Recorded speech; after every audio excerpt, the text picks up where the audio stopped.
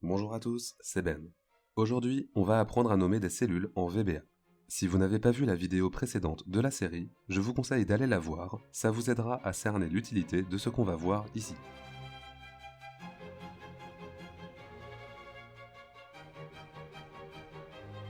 Dans la dernière vidéo, je vous ai expliqué qu'avec VBA, on identifie les cellules un peu différemment de ce à quoi nous sommes habitués. On va regarder ça de plus près. N'hésitez pas à mettre la vidéo sur pause et à faire la même chose que moi en parallèle. Par ailleurs, restez bien jusqu'à la fin de la vidéo, nous verrons également comment sélectionner des plages de cellules. Bon, pour commencer, je vais lancer l'enregistrement d'une macro comme on l'a vu précédemment. Ensuite, en A1, je vais écrire bonjour, en A5, je vais écrire ça va, et en B6, je vais écrire abonnez-vous. Voilà, c'est tout, j'arrête l'enregistrement et je vais aller voir ce que Excel a enregistré. Regardons déjà ça dans le détail. D'abord, Excel sélectionne la cellule A1. Ici, range signifie littéralement champ, donc VBA écrit en gros sélectionne le champ A1. On reparlera plus tard de ce range, vous allez voir qu'on s'en sert très souvent. Deuxième ligne, l'instruction active cell permet de faire référence à la cellule active, la cellule que l'on vient donc juste de sélectionner. Ici, on parle bien sûr de A1. Formula R1C1, c'est une instruction qui permet d'écrire dans une cellule en indiquant à Excel que nous sommes en train d'écrire une formule de calcul. On en reparlera quand je vous présenterai l'utilisation de formules de calcul avec VBA. Dans le cas présent, l'instruction n'est pas utile. Enfin, on indique à Excel ce que l'on veut inscrire dans la cellule entre guillemets. Donc, je récapitule rapidement. Première ligne, on sélectionne la cellule A1. Deuxième ligne, on dit à Excel que dans la cellule sélectionnée, on veut inscrire bonjour. Il se passe exactement la même chose pour les 4 lignes suivantes. Bon, nous avons donc vu dans la dernière vidéo que cette manière de nommer les cellules n'est pas la plus adaptée pour travailler en VBA, notamment pour l'utilisation de variables.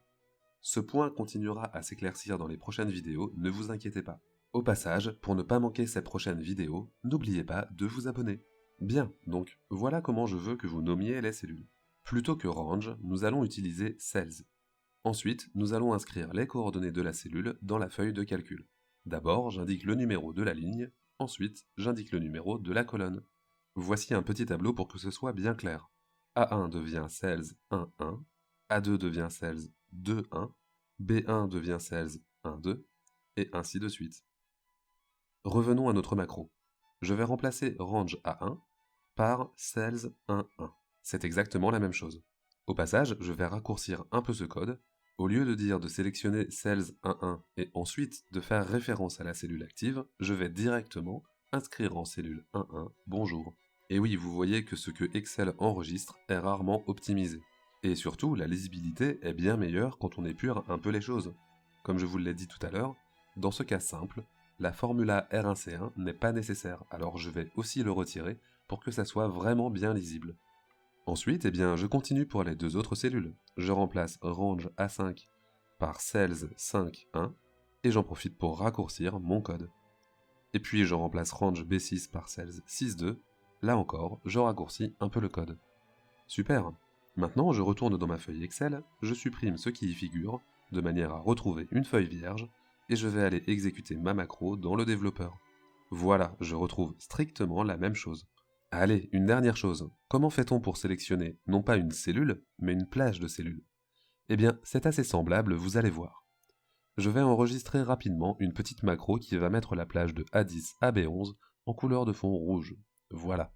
Si je vais voir le code correspondant, je trouve quelque chose de similaire à tout à l'heure. Excel sélectionne la plage de A10 à B11, et puis avec le with, il applique toutes ses instructions de mise en forme comme nous l'avons vu dans la dernière vidéo. Pour modifier ça, c'est assez simple. Il faut remplacer le contenu du range comme ceci. A10 devient cells 10, 1, je mets une virgule, et puis B11 devient cells 11, 2.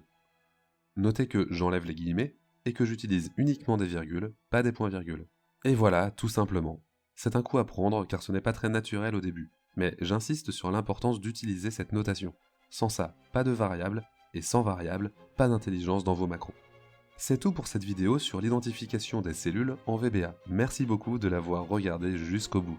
Pour ne rien manquer de la suite, pensez à vous abonner et également à me laisser un petit pouce bleu vers le haut si la vidéo vous a été utile. En cas de questions, les commentaires sont là pour ça. Sur ce, merci encore et à bientôt.